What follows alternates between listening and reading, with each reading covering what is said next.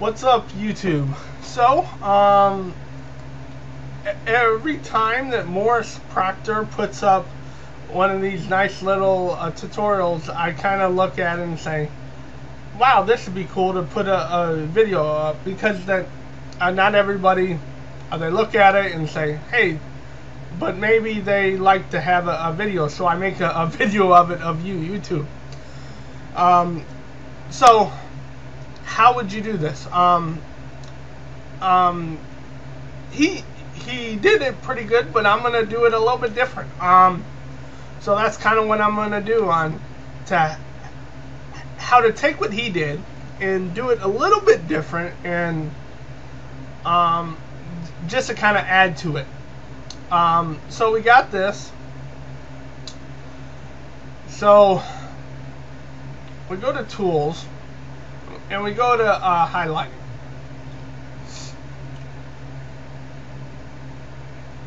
You got these various highlighting. I typically use the emphasis markups more than any other. Basically, because when I'm working with text, this is just what I use.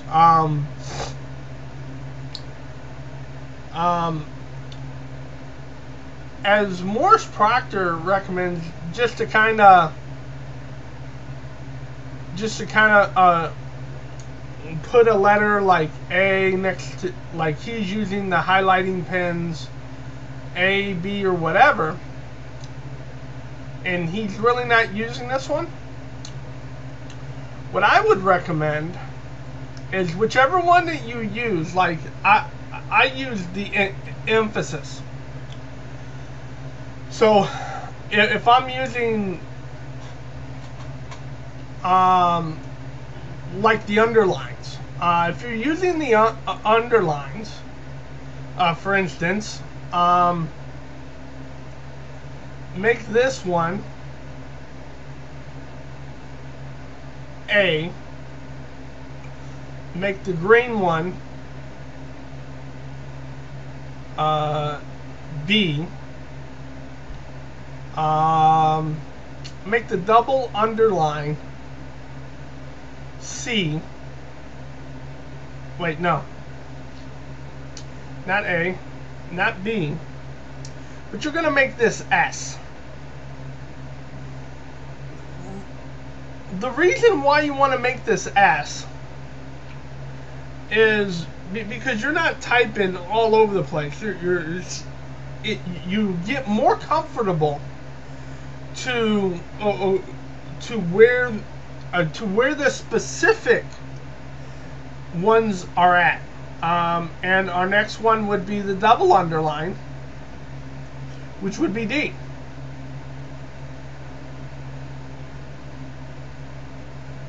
And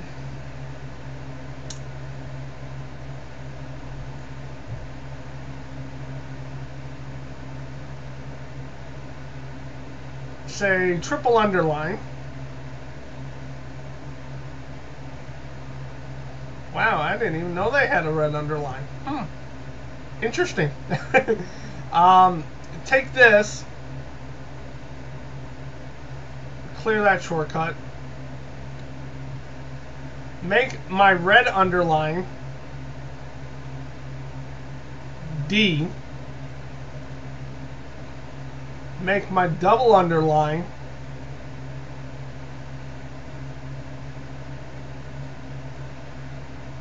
F, make my triple underline, I don't know why one would want to use a triple underline, but you make this G. So as you're striking through that, you know that, okay, that's what you're going through. So, and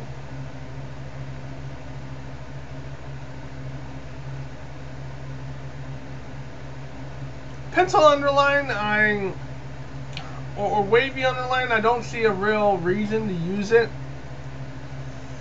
So let's kind of talk about this other one. Another one that you would use a very often used one is another often one I use is a all caps, and I'm going to make this one L.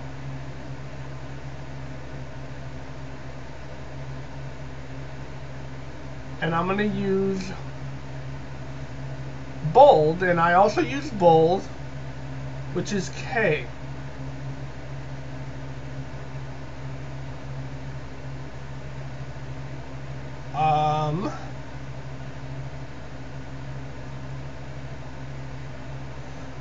From time to time, I may use a large text to kind of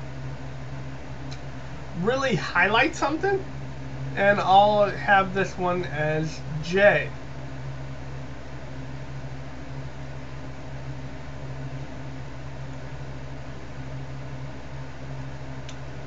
So this one is really highlighting the text itself.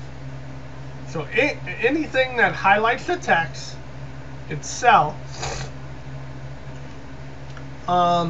these are things that I would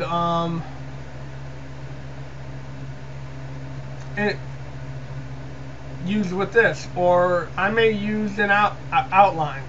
I probably wouldn't, but I just want to, and I would use an H with this.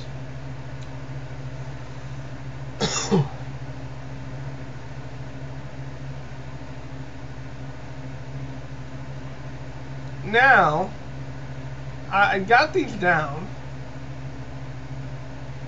So say I want to have, I got my Bible. I click my Bible. I've already,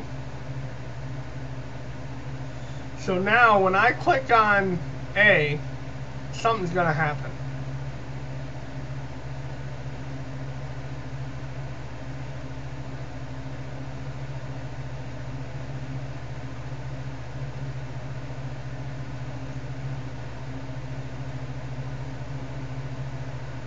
Boom, there's the blue line.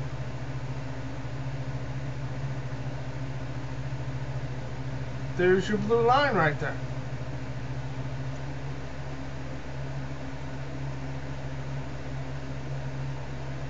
Now if I want to erase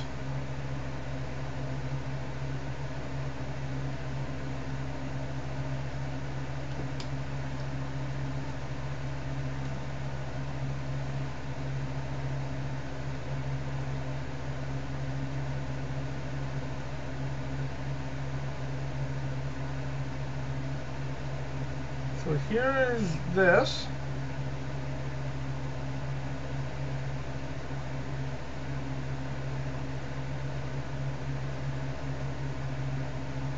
And then I erase it.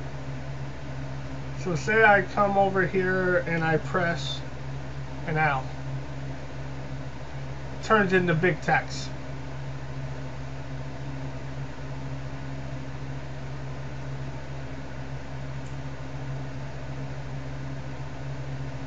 I press OK.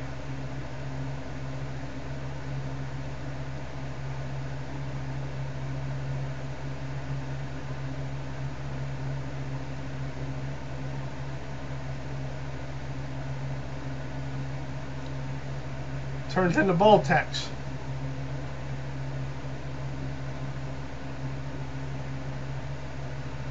So we now see that those are some different ways, and it's a lot better than just saying I want this like in all caps B, this here, because now it's more uniform, that all my underlines are in one area in my keyboard.